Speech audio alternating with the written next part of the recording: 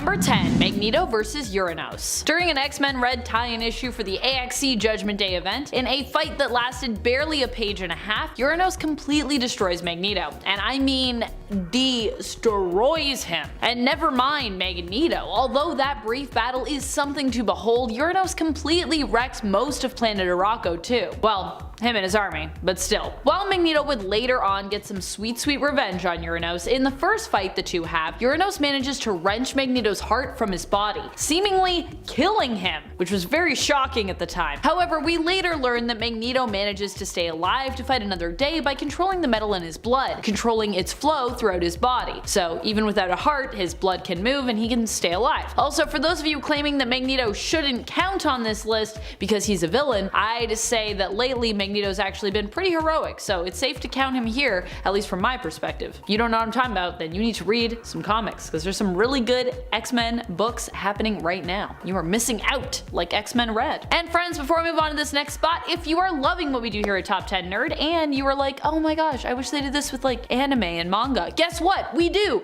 And you can check it out over at Most Amazing Top 10 Anime. Number 9. Aquaman vs. the Death Kraken. I mean, this is definitely a one-sided fight, because in the end, Arthur has no chance but to basically give up. Or, well, I guess not give up per se, but to potentially sacrifice himself to defeat the enemy, which makes it sound a lot more balanced than it is, but trust me, it's not that balanced of a fight. The Death Kraken is basically a giant cosmic kraken known as a space kraken. These beings roam the cosmos, devouring parts of, or in some cases, entire worlds. Kinda like Galactus, but more terrifying to behold because, you know, they're krakens. The Death Kraken has an intense hunger for death, and so wants to actually devour worlds, whereas its twin, the Flood, hungers for oceans. In order to defeat the Death Kraken, Arthur realized that he had no other choice but to enter the Kraken, allowing it to basically consume him whole, as he had the life force within him, the opposite of the death energy that the Death Kraken was sustained by. So he was like, that should cancel the other one out and I should be able to defeat it. Aquaman successfully did defeat the creature, but it is implied that it cost him his life to do so. And I mean, I can't see any other way that would have gone. I mean, look at that thing. The Death Kraken is massive and it's horrifying. It's gigantic. I mean, that feels just like a very uneven fight, just seeing those two beings together. Number 8. Batman vs. Wonder Woman. It just goes to show you that although Batman is super skilled, prepared, strong of body, mind, and will, it isn't enough to rival the might that is Wonder Woman. In Wonder Woman, the Hecate, Batman attempts to apprehend a woman wanted for murder, but is blocked from doing so by Wonder Woman, who is tied and bound to that woman, Danielle Wellies, who was called on the right of Hecate. Performing the ritual correctly means that Danielle has Diana's protection, in exchange for her servitude to Diana. However, not only does Batman fail to beat Wonder Woman in combat to get Danielle from her, but he also fails when he tries to also use the same ritual to get Wonder Woman's protection. Yikes! That's a pretty bad defeat right there. He's sort of like, alright, maybe I can do the thing, and she's like, you can't do it, you kinda suck at it, Batman, but so nah. Number 7. Emma Frost vs. Professor X. A lot of people think of Professor X as one of the strongest telepaths in the world, and he is, but he's not the only one. And although Emma Frost generally takes second place to the likes of her rival, colleague, and frenemy, Jean Grey, she can actually hold her own against Charles, as it turns out, especially when she's smart enough to bait him into a trap, which, you know, Emma, she's a very smart gal. This so happens when Charles attempts to take control of Cyclops' mind to see if there's anything of Nathaniel Essex, Mr. Sinister, left in there. At least that's what he claims anyways. Emma sets a trap in Scott's mind, with his permission of course, and when Charles attempts to probe further, he basically sets off that trap, unleashing Emma. Emma is then able to take full control, having been biding her time wisely by setting up blocks and failsafes so that she can basically call the shots and take over Charles's mind, as she attempts to search Xavier's mind for the same thing, any trace of Sinister, and also torment him somewhat while doing so, as Emma says to Charles, at the risk of sounding vulgar, I own you, which, yeah, she kinda did there for a second. Number 6. War Thor vs. Mangog. Mangog in general is just completely nuts when it comes to his power levels. There are less that are actually able to stand up against him in comparison to the number that he's decimated at one point or another in the comics. I mean, yeah, only a few people can do that. But one of the heroes who got it the worst was probably War Thor. War Thor ended up being confronted by Mangog and being classified as a god, and was absolutely decimated by him as a result. Issue number 7 701 of Mighty Thor showcases a brutal fight between the two when Mangog comes looking for the rest of the Asgardians and only finds War Thor. He even manages to completely destroy War Thor's hammer, which is super sad. Also then, of course, War Thor gets destroyed because no hammer, no War Thor. Number 5, Professor X versus Cyclops. I mean, this fight could easily be very one-sided, possibly going either way depending on who was writing and depending on where these characters were. But this one was really one-sided because it ended in death. Charles's death. Professor X died in the raging fire of Scott Summers' Phoenix. During Avengers vs. X-Men, Cyclops became one of the chosen Phoenix Five after Iron Man, while attempting to destroy the Phoenix Force, split it into 5 instead. Cyclops becomes the last of the 5 left with the power though, and it becomes too much for him, corrupting him. Professor X, at this time a pretty hated dude, his revelations of all the awful stuff that he'd done in the past had come to light in recent years, attempts to talk his star pupil down. But Cyclops is not gonna hear it. Pissed at Xavier, and rightfully so to be honest, although this may have not been the best timing for him to do this, Psyche refuses to give in to Charles's control and simply straight up kills him in response. As he could do because he has the Phoenix Force. So I mean, I guess Charles was like, I can win this. I got like emotional things I can use. No, didn't work. Phoenix says no. Number 4, the Fallen One versus King Thanos. This fight is literally described as one-sided in the comic it appears in itself. This one comes to us from the alternate reality where Thanos wins in issue number 17 of the 2016 Thanos series. With this arc in the series, Thanos wins, being by Donny Cates. Thank you, Mr. Cates, for giving us Cosmic Ghost Rider in this one. So awesome. Here we see the Fallen One, who is now shiny Onyx, formerly Silver Surfer, deemed worthy enough to wield Mjolnir. He fights against King Thanos, who has killed almost all life in the cosmos. The Fallen One attempts to make him pay and initially has the upper hand, but in the end is beaten back, impaled, and torn asunder before being pulverized. And he also loses his buddy Hulk, so it's really sad. Number 3, Batman vs. the Joker. Not just any Joker either. For this point, we are talking about Emperor Joker. This is an extremely powerful version of the Joker who gets 99.99 of Mr. Mixie's Pitilix power after tricking him out of it. Mr. Mixie was going to give Joker 1%, but he got swindled by the jokester because of course he did. The Joker uses his newfound power to do a bunch of nasty things, but one of which is basically tormenting Batman on a daily basis before killing him each and every day, only to resurrect him the next day, bringing him back so he can do it all over again. The defeat is actually so traumatic for Batman that eventually, when Superman does find a way to beat the Joker, restoring the world to normal, Superman is actually forced to take Batman's memories of the daily torment from his mind. Otherwise, Batman would have been unable to operate as a hero, or really a person, as that entire experience broke him. Also, you know something's bad when it breaks Batman. He's a pretty unbreakable guy normally. Number 2, Green Lantern versus Batman and Robin. What can I say about this one? Well, it comes from Frank Miller's All-Star Batman and Robin, The Boy Wonder, so I think you can imagine how it goes. Yeah. All-Star Batman and Robin is an experience, to say the least. In issue number 9, Green Lantern comes by to try and tell Batman he's taken things too far, warning him that he's putting people in danger, and basically imploring him to just stop being such a crazy jerk. Seemingly, Hal's house call is triggered specifically by the fact that he is accusing Batman of kidnapping Dick Grayson, who he does not know but suspects is Batman's new sidekick, Robin. Despite Batman trying to deny this, even though, like, Hal's not dumb Batman. He can put the pieces together. Batman evidently does not want to hear it, and he's been preparing for Hal's arrival, as we can see from the beginning of this issue. He and Robin paint an entire safe house of his yellow so that he can super easily kick Hal's butt in it when he invites him there to, I guess, meet. Yeah, because yellow is the color of fear on the emotional spectrum, and so therefore it is Hal's weakness. So yeah, defeated with lemonade. I don't know. Number 1, Green Lantern versus Batman. A lot of times Batman gets the final say in these Green Lantern fights. For this point, we are not talking about Hal Jordan though, but instead everyone's favorite Lantern, well, at least some people's favorite Lantern anyways, Guy Gardner. Guy Gardner is a Green Lantern who's been known to get on his teammates' nerves. At times, his cockiness is a little too much for his fellow heroes, which may have been the case when Batman referred to him as a mongrel. But of course, Guy did not take such an insult in stride. In response to this, he challenges Batman to a fight he is sure to lose, unfortunately. Batman accepts the challenge and knocks him out in one punch, which comes back a few different times in the comics. It's a pretty memeable and hilarious moment, to be honest. It's important to keep in mind that Guy, isn't using his ring in this fight, although he didn't get much of a chance to, even if he wanted to do that. As Mr. Miracle says, "I'll say this for Batman, he's efficient." Just one punches Guy Gardner, oh boy. Number 10, Iron Man vs. Squirrel Girl. I love how even during Doreen Green's very first appearance, she earned her title of being unbeatable. The very first time we meet Squirrel Girl, she's attempting to impress Iron Man in the hopes of earning a place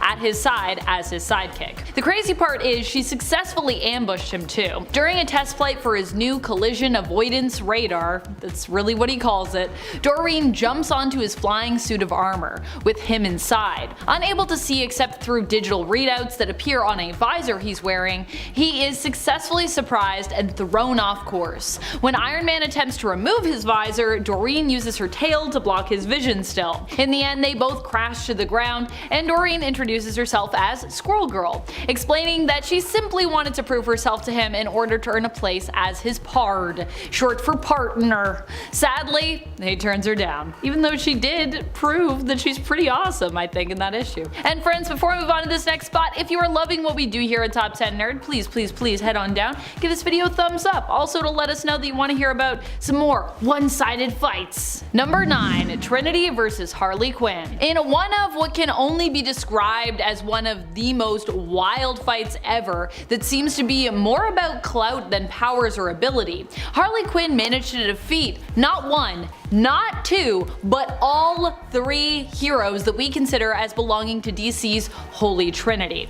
We're talking about Batman, Wonder Woman, and of course, Superman. When did this go down? During Heroes in Crisis. And how did Harley do it? By playing on the weaknesses of the heroes she was up against, and also utilizing Batman's utility belt, of course, which in and of itself generally is equipped with items needed to take down Bat's colleagues, because that's just how Batman rolls. It's like, I always got kryptonite on me though, just in case, you never know. Number 8, Jubilee vs. Wolverine. Sometimes heroes get slapped by other heroes. Slapped. Such a great onomatopoeia. In the case of Jubilee, this is what happened when Wolverine came face to face with her. Of course, this wasn't just normal Jubes, this was Jubes under the influence of the Shadow King. She was possessed by him, in fact. Initially, Wolverine baited her in by promising that he wouldn't hurt her. Wolverine says, in fact, "I ain't gonna fight you, Jube. I couldn't." But it turns out that that's a lie. Although he doesn't badly injure Jubilee, knowing she is not in control of herself at this moment, he does knock her out with a slap. A slapped, if you will. Of course, this wasn't a direct fight between the two heroes, as Wolverine was only doing this to protect others from Jubilee, and likely also to protect Jubilee from herself at this moment in time. Number 7, Shazam vs. Superman. Shazam vs. Superman is a fight that everyone is always eager to know about when it comes to who ends up on top, who will win. They're so similar, but so different. Multiple times, the person who has won has actually been Superman though, despite his weakness to magic, specifically Shazam, or as he was once known, Captain Marvel's magic lightning. Despite this, Superman has before used Shazam's own lightning against him though, putting him in the way of it and thereby transforming Shazam back into his kid form of human boy Billy Batson, proving that sometimes it's not necessarily about power, but instead all you need is the right technique or course of action to turn a fight. I think that's personally why I would always feel like Superman would usually win that fight, because I feel like Superman, he's just got the know-how a little bit more than Shazam does. Experience, experience. Number 6, Gambit vs. Wolverine. Although this might not be as satisfying for our editors here at Top 10 Nerd, sorry editors, this one comes to us from the Wolverine podcast series, really in essence a serial radio play, so not a lot of images, but there's lots of images of Wolverine and Gambit that exist, so hey. For this one, I am talking about Wolverine the Lost Trail. By the way, if you haven't listened to either The Long Night or Lost Trail, I highly recommend both. They are both very well cast, produced, and with a great story. And if you ever wanted to picture Richard Armitage as Logan, you can do so here, as it's his voice you're going to be hearing in this role. In the episode Greenhaven is Everywhere, the penultimate episode for this story, Logan frees himself from Jason Wyngarde's control, only to face a still mind-manipulated Gambit. While Gambit attempts to convince Logan with the words that joining Wyngarde's Greenhaven is the right thing for him to do, Logan, of course, refuses to hear it. He's not about the mind control right now, he's not feeling it. As a result, Gambit pulls out his cards and tensions begin to rise. The two actually circle each other, which you can hear reflected in the audio dialogue if you happen to be listening with headphones on. And in the end, when Logan decides the only way out of this is to take out Gambit, Remy goes for his bow staff. He's like, I don't even need my cards, I just need my bow staff. Not true in this case. Logan quickly cuts his staff in half. Gambit then asks Logan if he'll be cut in half next, to which Logan responds, nope, if I can't get through to you with words, pausing to punch him in the face before adding, fist to the face should do it. Which it did, so true. Number 5. The Justice League versus Perpetua. Sometimes when it comes to one-sided fights, it's about heroes smacking down other heroes, or heroes smacking down villains. But in this case, it's about a whole team of heroes who got destroyed by a single villain. Though to be fair, this villain is also kind of like woven into the fabric of reality, as it is understood not just in the DC universe, but beyond that, into the DC multiverse, and even kinda beyond that. During the events of Death Metal, Wonder Woman faces off with Perpetua earlier on, and could have stopped her, but when Perpetua first explains the true nature of anti-crisis energy, which Wonder Woman needs to use to defeat Perpetua's crisis energy, Wonder Woman is hesitant to use the anti-crisis. During her hesitancy, Perpetua and Batman Who Laughs destroy reality, rebuilding it with crisis energy in Perpetua's image, unleashing the dark multiverse, with Batman Who Laughs later in turn betraying Perpetua. Justice League loses, with Batman, Wonder Woman, and Supes all being given a new horrible place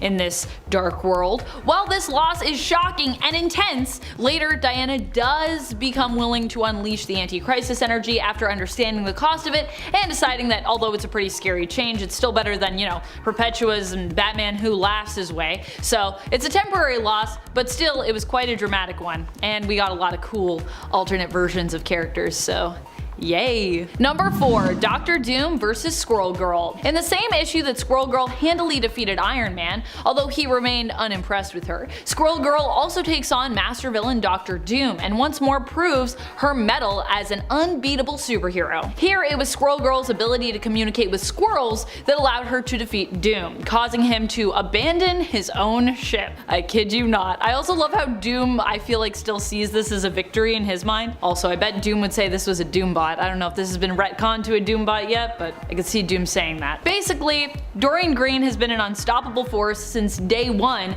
as Marvel Superheroes number 8 from the 1990s is actually her first appearance, if you can believe that. Number 3. Batman vs. Bane. Probably one of the most famous fights in comic book history. In this fight, Batman is brutalized by Bane. Bane ends up escaping Arkham and decides to see, you know, how much havoc he can cause. When Batman ends up overwhelmed by the hordes of recently escaped criminals swarming the streets, Bane takes this as an opportunity to strike. Run down and exhausted after a night of non-stop fighting at this point, Batman is easily defeated by the villain, who famously breaks Batman's back over his knee, which, you know, we have that awesome page of, that awesome cover. Ouch. Bruce Wayne's Batman would return from this, but it would take him some time to heal. As you know, does happen if you break your back. Which you can heal from, it is possible, but it's not super easy to do. Number 2. Wolverine vs. Punisher. And maybe one of the most controversial of one-sided fights of all time, we see two heroes fight against one another, both who generally use less than heroic methods for getting things done. However, one of them still seems to be called a hero on the regular, that being Wolverine, while the other is often relegated to a different category, that of anti-hero, that being Punisher. It's kinda interesting. The two originally were kind of working toward the same goal here, but when they both differ on the method of like how to deal with the situation, Wolverine ends up getting pretty humiliated in the ensuing fight, with Punisher even at one point steamrolling Logan. And that's after he does a whole bunch of other awful things to him, some of which I can't even say. That's how bad they are. Number 1. Joker vs. Superman. Can we even call this one a fight? It's kinda just like straight up murder, really. Although maybe rightfully executed murder? I don't know. I don't think murder's ever really right. I guess it also depends on which side of this conflict you feel you're on, though I think by the end of Injustice, pretty much all of us are on Batman's side, right? No?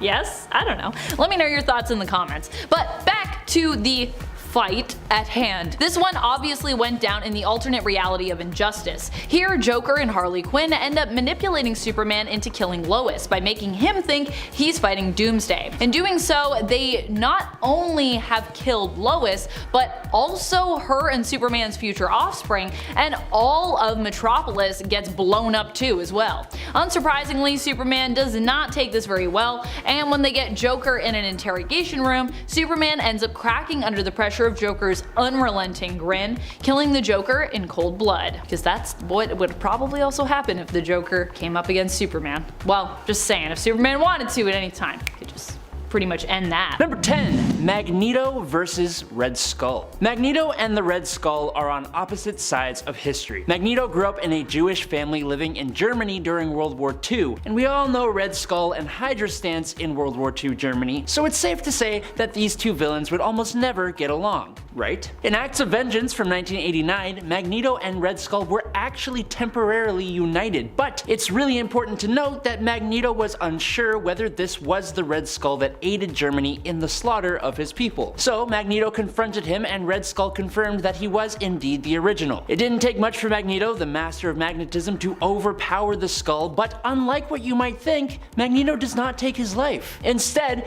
Magneto leaves the Skull isolated in a stripped down fallout shelter 20 feet underground. He removed the ladder from the escape hatch, gave him 10 gallons of water, took out his homing transmitters, gave him no food and no light, just water, air, and his own depraved thoughts. Number 9. God King Doom versus Thanos. 2015's Secret Wars has Dr. Doom receiving the power of the Beyonders at the conclusion of Time Runs Out. The Latvian dictator is able to save reality from complete destruction at the hands of the Beyonders, stealing their power and merging all reality into a place called Battleworld, which he rules over as God Emperor. A few characters show up on Battleworld with their full memories intact, and they try to stop Doom and put things back to normal. One of them would be Thanos. Thanos, being the smug mad titan he is, decides to challenge Doom and refuses all of Doom's offers to work with him. So in one quick movement, Doom plunges his hand into Thanos' chest, grabs a hold of his spine, and turns his body to ash, leaving one of the most amazing comic panels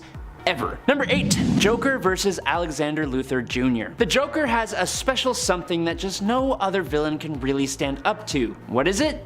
Popularity. People love the Joker. This magic word, popularity, allows the Joker to beat out other villains that in the real world he would never be able to take down. It also allows him to save the day on occasion. In 2005's Infinite Crisis, Earth 3's Alexander Luthor Jr. attempts to remake the multiverse into one perfect reality. Perfect for him at least. By the end, well, he fails, but he finds himself cornered by Lex Luthor and Joker of New Earth, which is the mainstream continuity. Joker pretty ruthlessly scars Luthor Jr. with acid and then brings his life to a sudden end with a bang, and it was all because Alexander didn't include him in his scheme in the first place. Number 7. Joker versus Simon. Yes, it is the Joker again, and guess what? He will appear later on as well. But I also hear you asking, Adam, who the heck is Simon? Exactly.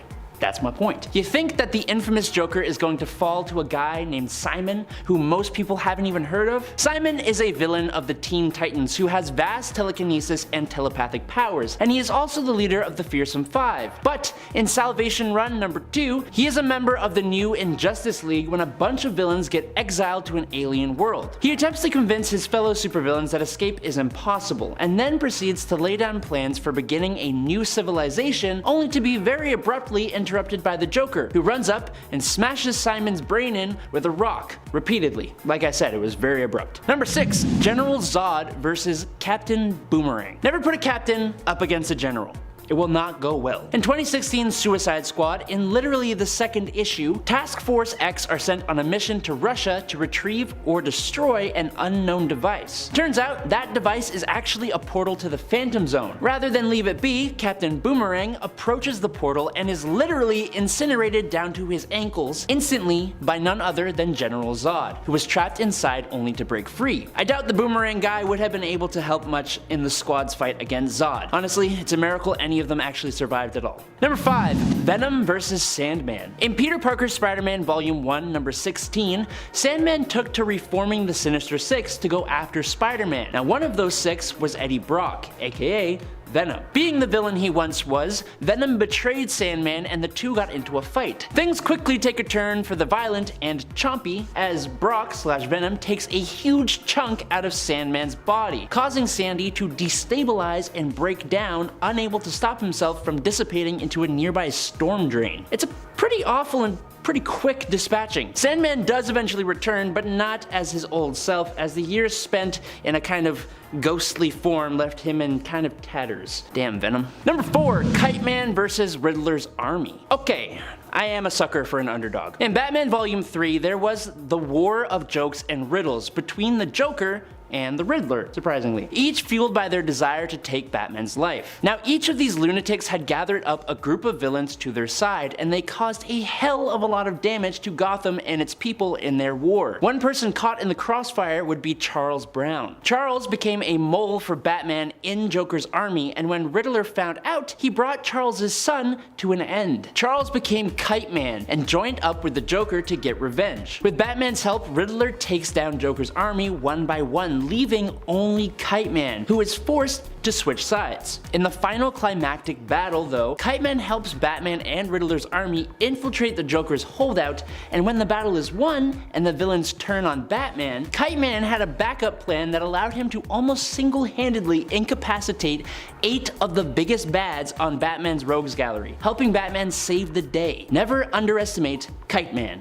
Hell yeah. Number 3, Batman Who Laughs versus Perpetua. Remember how I said Joker would be showing up again? Well, I kinda half lied. It's actually a Jokerized Batman, which is taking 2 of the arguably most popular DC hero and villain combos and mashing them together. Who can stand in the way of that? Also, to call this fight one-sided is a little debatable, but the Batman Who Laughs rose from being just a man to becoming a multiversal level threat very quickly after he gained access to the powers of Dr. Manhattan. This level of power allowed him to face and defeat Perpetua, one of, if not the most powerful god in DC Comics, who is mother of the multiverse. He became the nightmare of one of the most powerful beings in all of DC Comics, sealing her away within fragments of the Source Wall. Number 2, Thanos versus Loki. Taking a break from comic books for a moment here, let's journey to the MCU. Loki is one of those characters who has elevated himself beyond the status of villain into a bit more of an anti-hero role, and the popularity of Tom Hiddleston's portrayal of the character is likely somewhat to blame for that. But popularity is not saving this character. In the opening of Avengers Infinity War, Thanos attacks the remaining Asgardians after the events of Ragnarok. Though they are Asgardians, he does seem to lay waste to them pretty easily. With Loki feigning allegiance to the Mad Titan, he makes a move against Grimace with a dagger only to be stopped,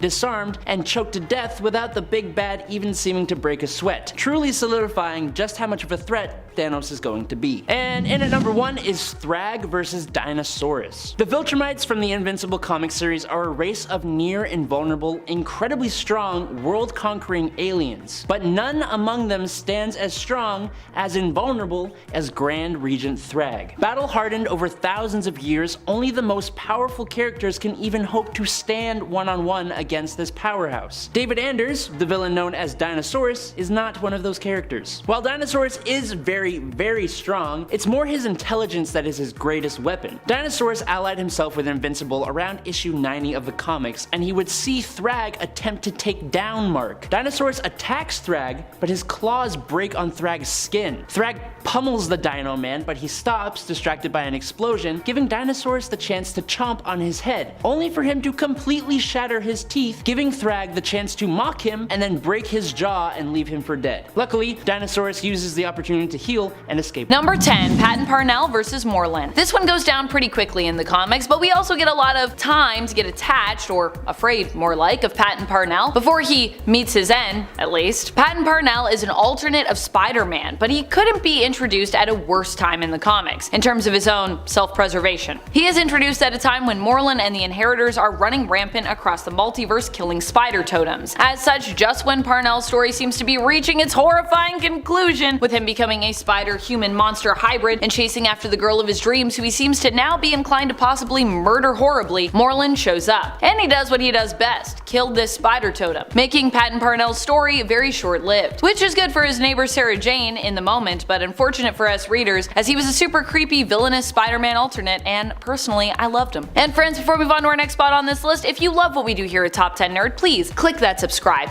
Do it, do it, do it! Number 9. Joker vs. Red Skull. Oddly enough, despite being from two very different worlds, these two fought one another in the comic Batman and Captain America, a joint comic venture from both Marvel and DC, written by and with inks by John Byrne. While Batman and Captain America teamed up in the comics, also swapping sidekicks, so do their enemies, the Joker and Red Skull. However, when the Joker learns of Red Skull's bizarre patriotism and ideology, he swears to fight against him. On learning of the Skull's allegiance and Red Skull's offer for Joker to join him and his people, Joker responds by stating, "I may be a criminal lunatic, but I'm an American criminal lunatic." Despite his strong stance against the Red Skull and what he represents, however, Joker is pretty easily defeated here in this fight, being knocked out by one of Skull's goons before being dragged onto the plane to be taken back to Germany. Of course, they never do make it there, and Joker gets the last laugh in the end. Well, really the heroes get the last laugh in the end, but like many fights involving the standard Joker, this one against Red Skull is fairly one-sided. Number 8. Green Goblin vs. Sin Eater. I think the really cool thing about this fight is that in defeating Norman Osborn, Sin Eater also freed him. For Sin Eater, defeating a villain usually has to do with absolving them of their sin, which was exactly what happened here when Sin Eater finally caught up to Norman Osborn. Taking his gun, he fired and shot Norman directly, thereby removing his sin from him. Norman begged and pleaded to not be absolved because he claimed he wanted to beat his own demons by himself, but it turns out that this was likely not really Norman talking but the Green Goblin, who probably was just pleading to try and maintain his sense of evil. Number 7. Mephisto vs. Khonshu. While Mephisto doesn't end up as being permanently defeated, Khonshu, with his avatar Moon Knight, still manages to kill a hefty number of Mephistos. It turns out there are a bunch of different alternates, so Mephisto is able to just kinda like keep coming, but Khonshu, with stolen powers of the Avengers and the help of Moon Knight, ends up defeating 100 Mephistos in one day, which is wild. That's a lot of Mephistos. One is honestly a lot. And if you're wondering why Khonshu is being considered a villain here, it's because during this story arc, Age of Khonshu, he was actually kind of revealed to be one, acting in the name of justice but really taking over the world himself and then turning it into kind of like his own Egyptian underworld in the name of defeating Mephisto. Number 6. Doctor Doom vs. Morgan Le Fay. Doom is often one who believes he is more powerful than all, and in most cases, he's usually right, possessing a brilliant mind, an extremely powerful will, and also being skilled in the use of magic. However, even with being a former student of Morgan Le Fay's, even his magic prowess is no match for her own. When Morgan learns that in the future her student and lover Victor will betray her, she decides to strike first. She travels through time to kill him, and although he attempts to stand against her, she very nearly succeeds in defeating him for good. But even though the Dark Avengers do come to stop her, the initial battle here is quick and painful for Doom before he ends up being rescued. Number 5. Killer Croc vs. Bane. Back in Batman issue 489, two heroes known for their strength and sometimes monstrous nature fought one another. And while they may have seemed more evenly matched on paper, one of them made quick work of the other. We are talking about the fight between Bane and Killer Croc, which happened in the pages of Batman back in the 1990s. While initially Killer Croc seems confident in this fight, things quickly turn south after Bane breaks his arm. From there, Bane continues to basically kick his butt and leaves him knocked out and bleeding amongst a pile of toys in the Eden Park Mall. The crazy thing was that Bane and Croc didn't even really fight because they had beef, but more because Bane wanted to face Batman. However, Bane leaves after discovering that the Batman he's come across here is not the true Batman, but John Paul Valley. Number 4. Ishmael Gregor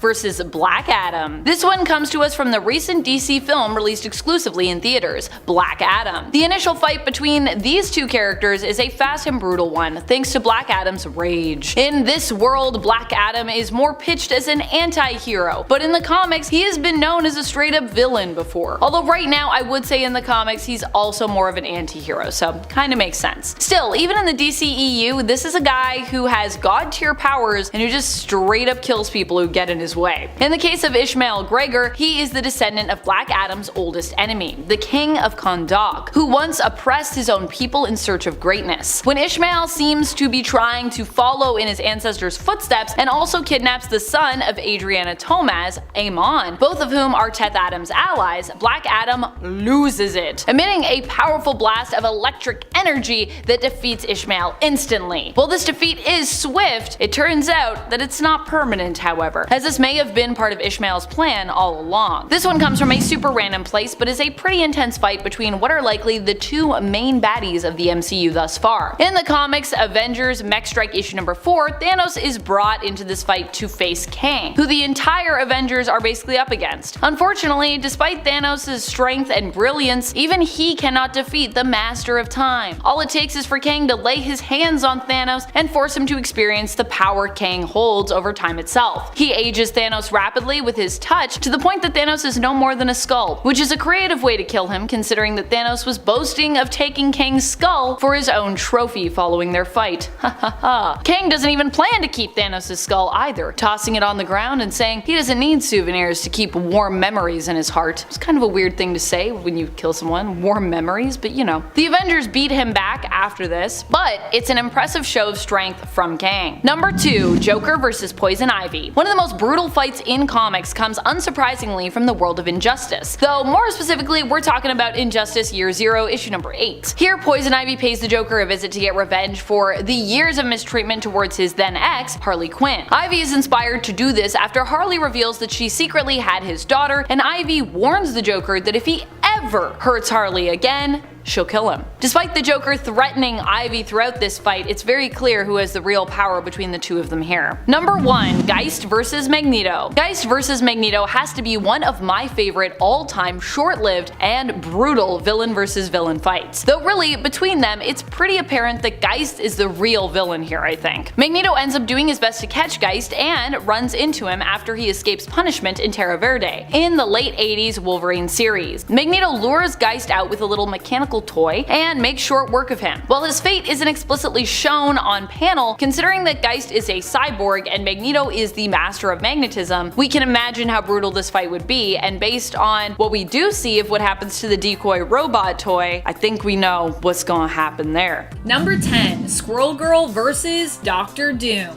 When Squirrel Girl was new on the scene, she was still weirdly proving how OP of a character she was. Although any fight involving Squirrel Girl you would think would be super unfair in terms of her being completely outmatched. And you'd be right about these fights being unfair, but it's usually more often the other way around, with many of her opponents standing no chance against her. One of her first fights happened to go just like that, featuring the brilliant and dangerous Dr. Doom, who found himself quickly trounced by Squirrel Girl when she attacked him with squirrels, leaving him to be pretty much embarrassed about this fight forever onward. Number 9, Captain America vs. the Punisher. This was a very one-sided fight, not only on paper but also just in terms of how this all went down. Two villains, Goldbug and Plunderer, were willing to join Captain America's side of the fight in Civil War, revealing that even the supervillain community was concerned about what would happen if Iron Man won. They might be villains, but they were people too, and were terrified at the prospect of the nation becoming a police state. Punisher didn't like the idea of working with villains though, and shot down their offer by literally gunning them down.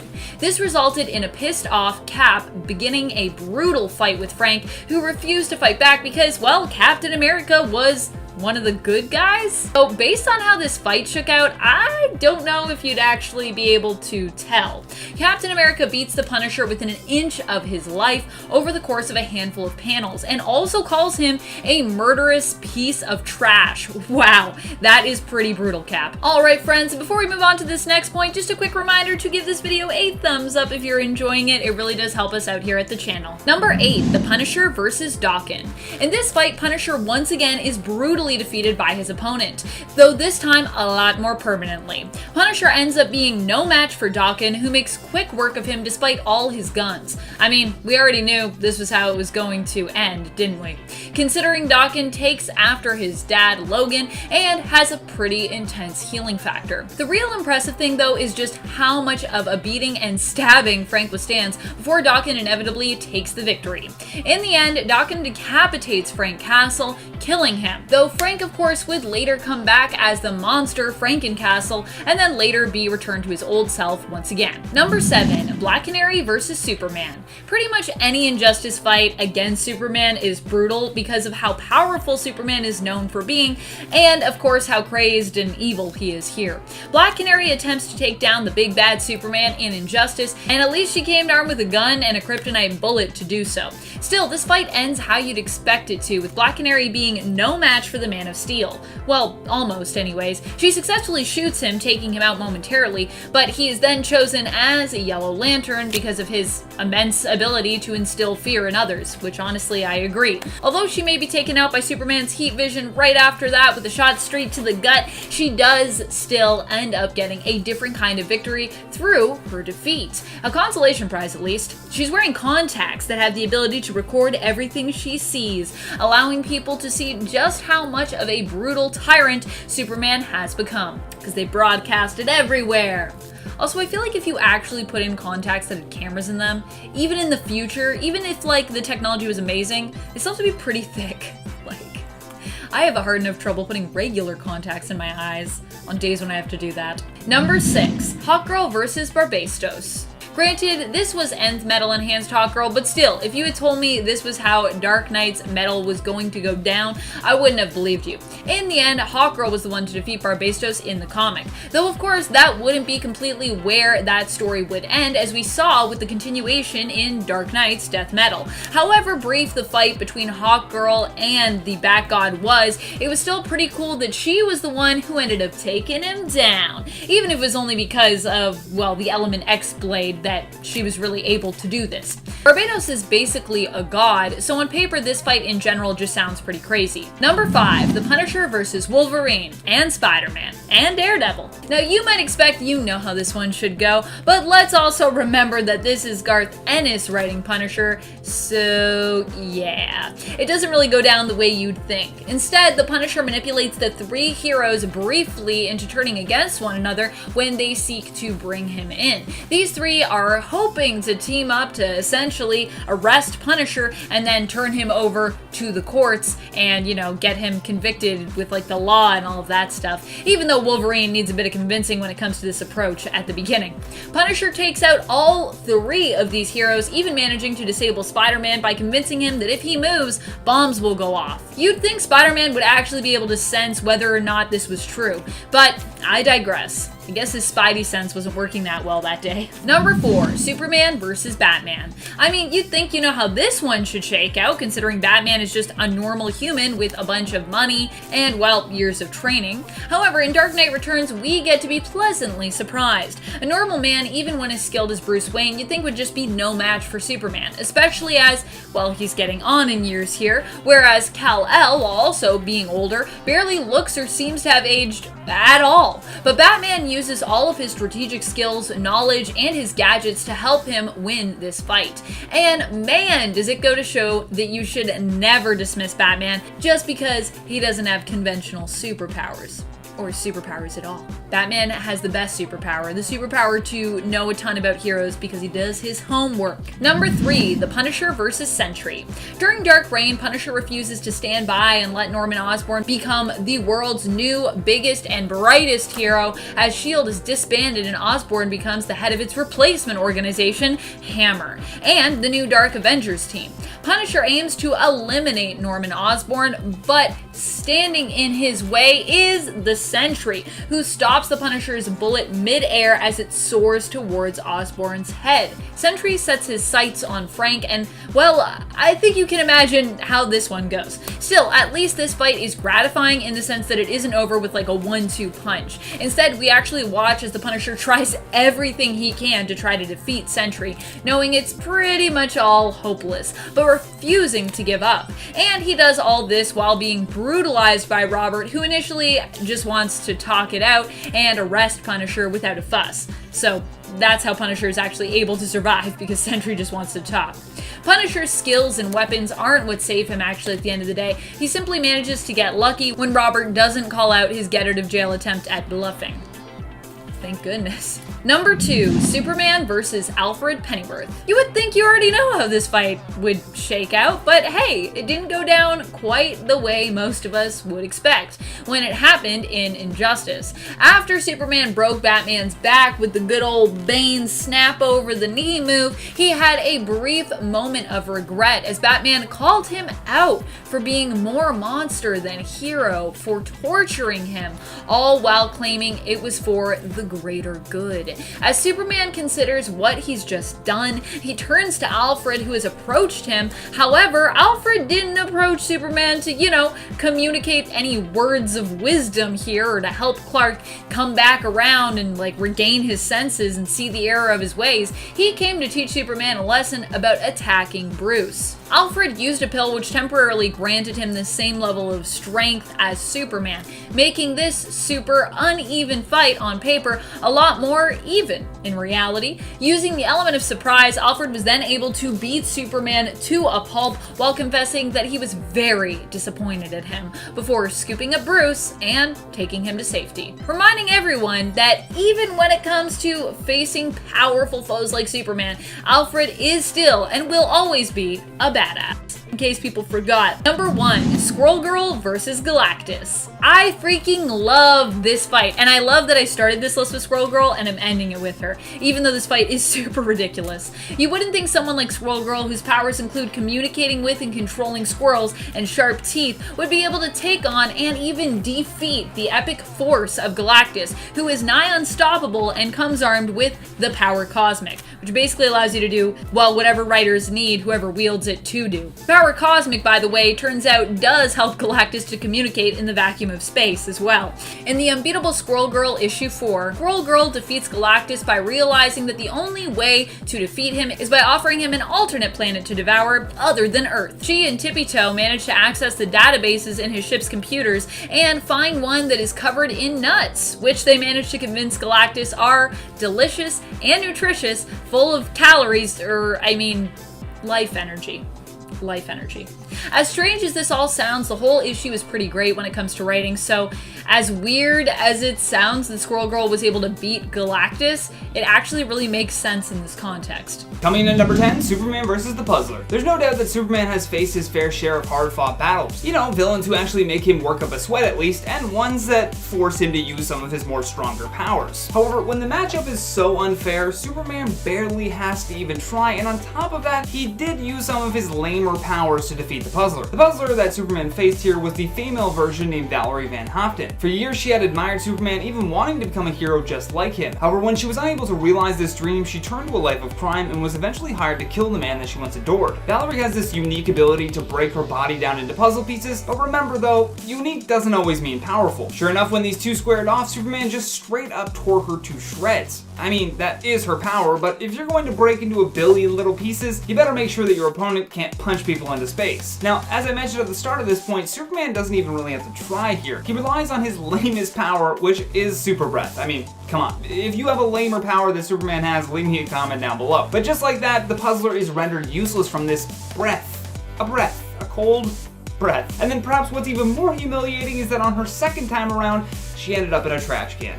Yeah, very unfair. Coming in at number 9, Captain Boomerang versus the Flash. This is another one of those fights where you see the villains psyching themselves up for a few pages, but you know that they have absolutely no chance. The Flash, in my opinion, gets overlooked far too often, probably because he isn't exactly a physically intimidating hero, and most of the time the heroes that can punch the hardest usually dominate the fight. But the Flash has superhuman speed, so he could technically kill his enemy before they even have a chance to introduce themselves. That's the delicate balance with the writing in a Flash comic book, and why it's a little bit different from the other ones. They have to walk this fine line between enemies that have the brain of a goldfish and a hero that seems to never remember his strongest power when a fight comes his way. But even so, this fight between Captain Boomerang and the Flash is so ridiculously one-sided. The Flash can outrun bullets, but old Boomerang here, who looks more like a lunch lady, actually thought that he could beat the Flash with a slower projectile that was designed to be returned to him. Then if that wasn't dumb enough, he straps explosives to said boomerangs. Seems like a flawless plan. Would somebody get this guy a Boomerang for Dummies handbook though? Because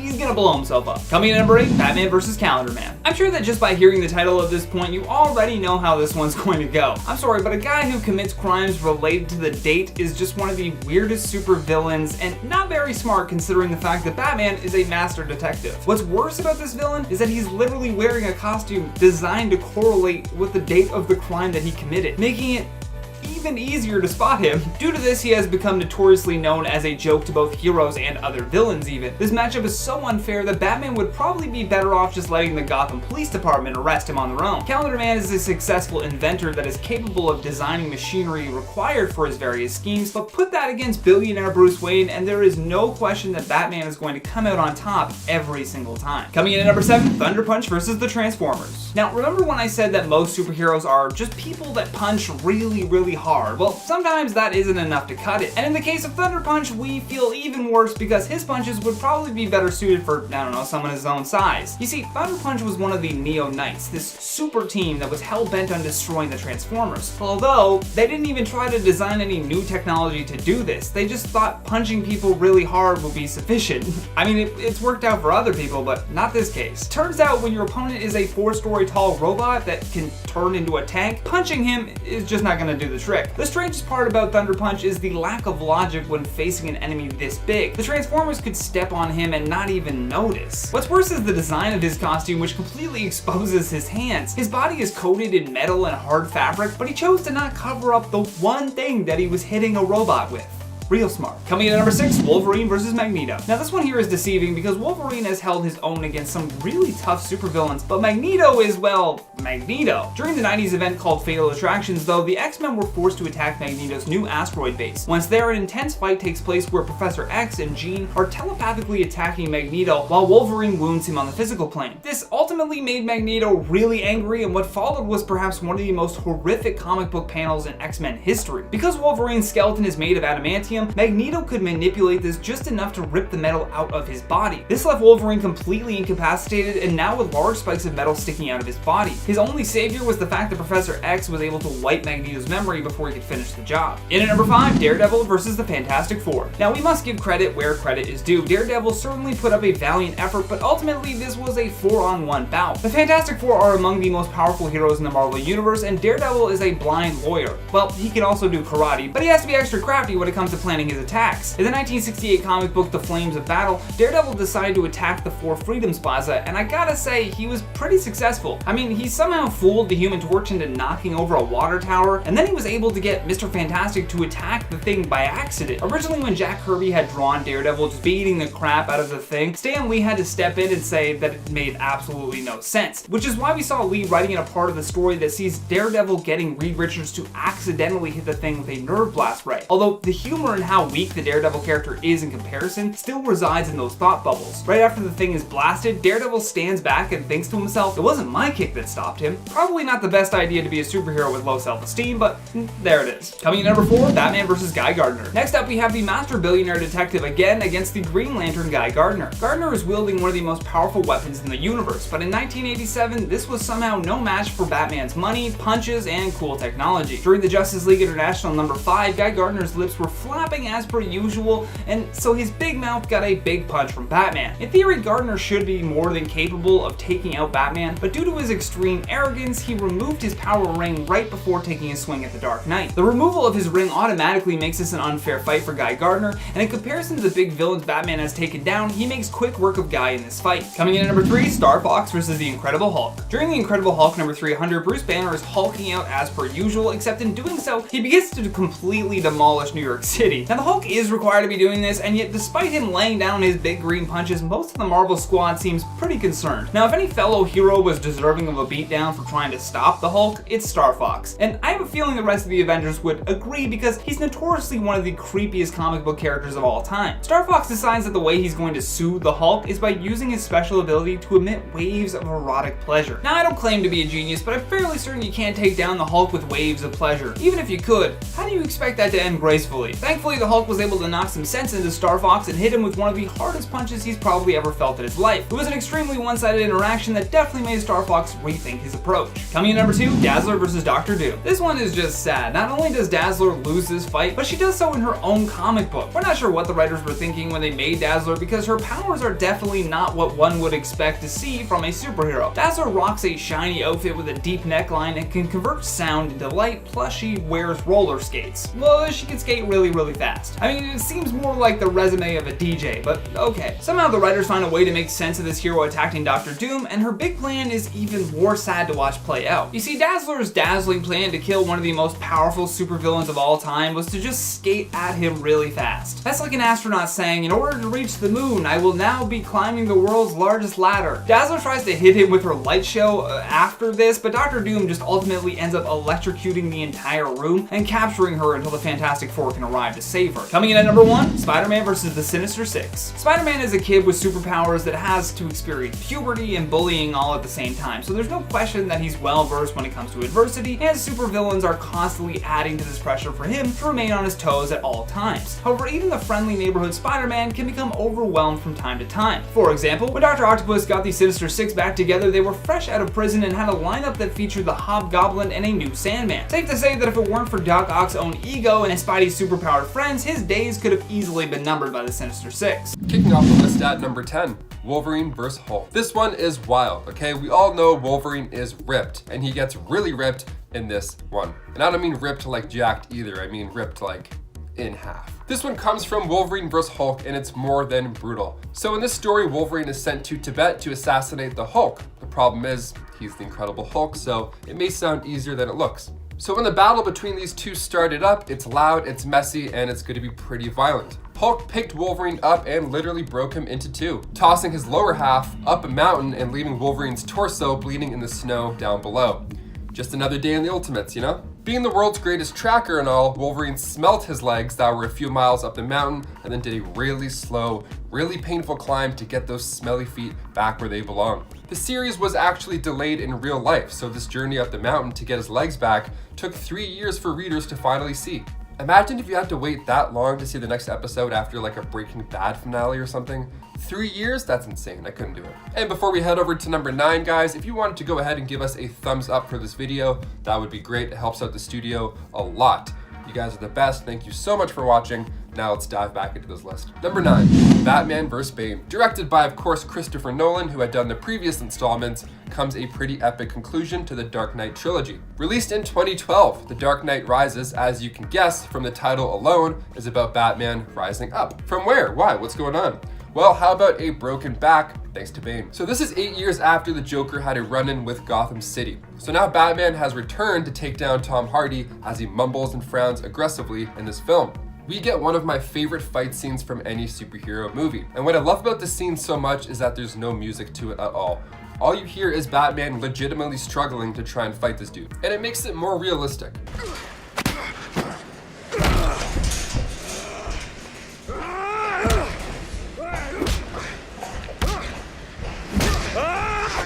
It's stressful, and you can see Bruce become more and more exhausted by each punch. And it all comes to a screeching halt when Bane picks up Bruce for one last blow, right to the spinal cord. Spirit!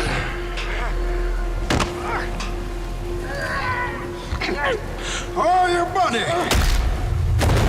Now, I know people like to give this movie a hard time, but seeing Batman get his ass kicked like this reminds me that it's not always the hero that gets the last punch. Number 8, Magneto vs. Wolverine.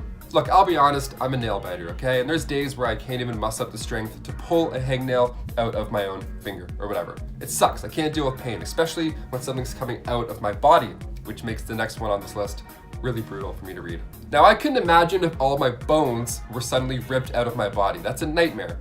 And that's exactly what happens to Wolverine when Magneto has had enough of his nonsense. Yeah, this all takes place during the Fatal Attractions event. So Wolverine doesn't even have a chance to scream. The adamantium that bonded to his bones erupted outwards like water bursting through a dam.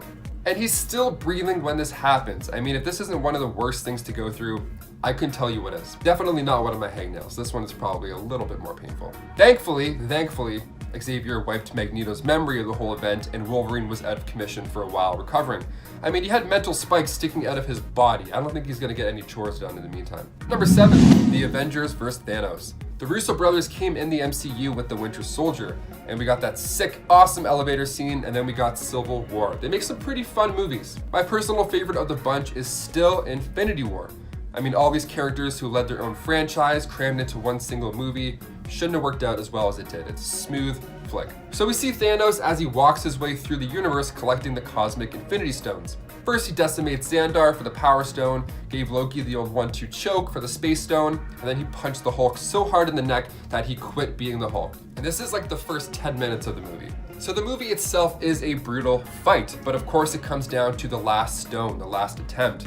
The Mind Stone. The stone that is Vision. It's in his forehead. So after a last effort attempt of removing the stone in Wakanda, Wanda Maximoff is forced to destroy it.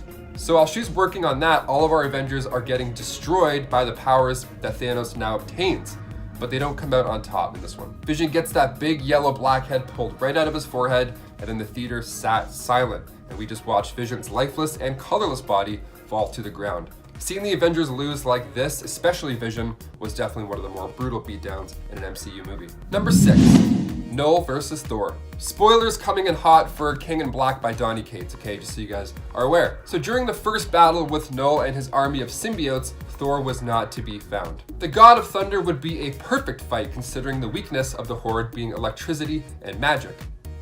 Kinda makes sense.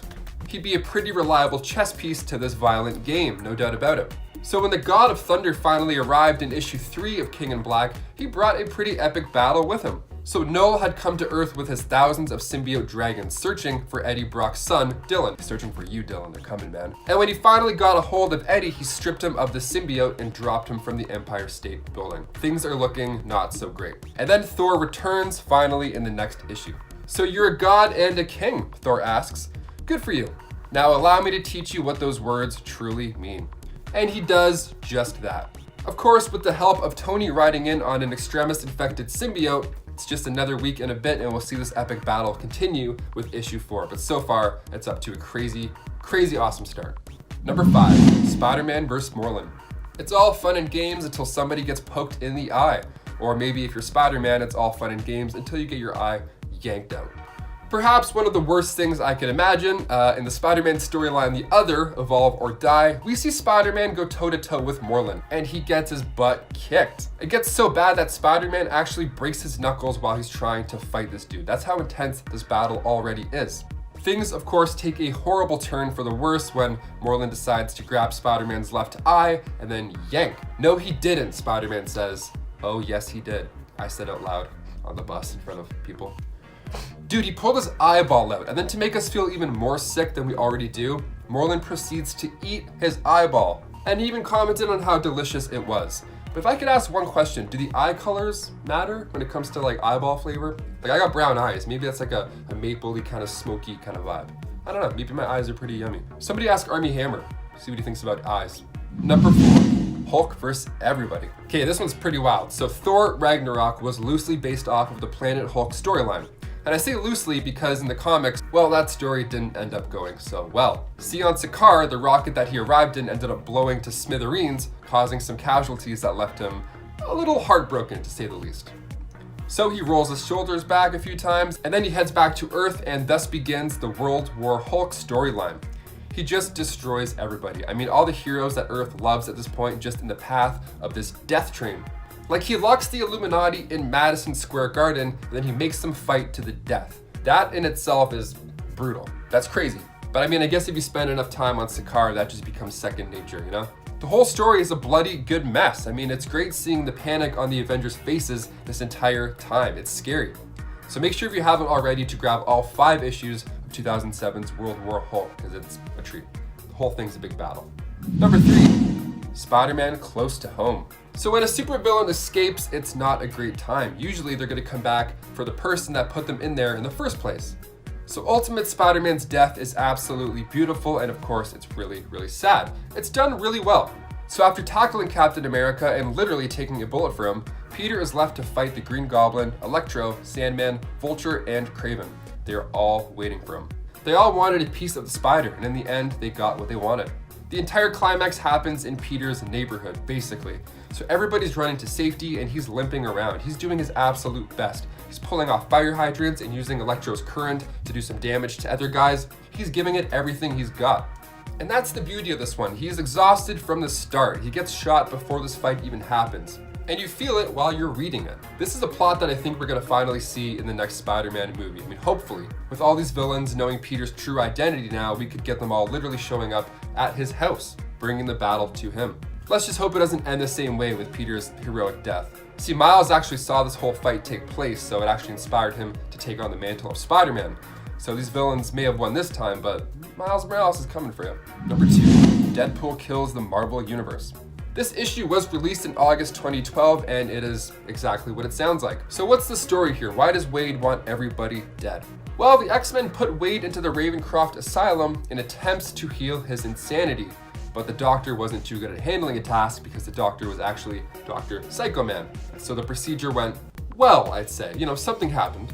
He brainwashed Wade in hopes to shut down all these inner voices, and well, it worked. Awesome, hooray, there we go. It worked, but the only downside was those voices were now replaced with voices that were encouraging him to kill everybody in the Marvel Universe. And this is a must read. From start to finish, it is brutal, it is graphic, it's an easy one on this list. Number 1, Iron Man vs. Captain America. Seeing two of your friends argue is uncomfortable enough, let alone seeing two of your superhero friends try and kill each other. Captain America Civil War is one of my favorite Marvel movies to watch, because when these guys finally battle it out, there's years of history behind it. Captain America Civil War was released in 2016, directed again by the Russo brothers, and the whole movie is politics. It's superhero politics, like in the comic, minus, you know, most things from the comic, like the school blowing up, for instance. Let's leave that part out of this movie. But in the film adaptation, Tony sides with the government and the Sokovia Accords. He feels responsible for the death of Charles Spencer, or rather with the whole weekend of Ultron stuff. Steve wants to protect Bucky, and freedom throughout the entire team definitely wouldn't hurt either. So eventually, due to Baron Zemo's sneaky little snake work, he gets Tony in the same room as Steve, and we see footage of a brainwashed Bucky kill Tony's parents. The next 10 minutes are just filled with them both trying to end each other. Tony even blasted Bucky's arm off during this fight. He's going for blood. So Cap decides last minute to stick the shield in Tony's suit, and that shield Tony made very clear didn't belong to Cap, and that it belonged to his father.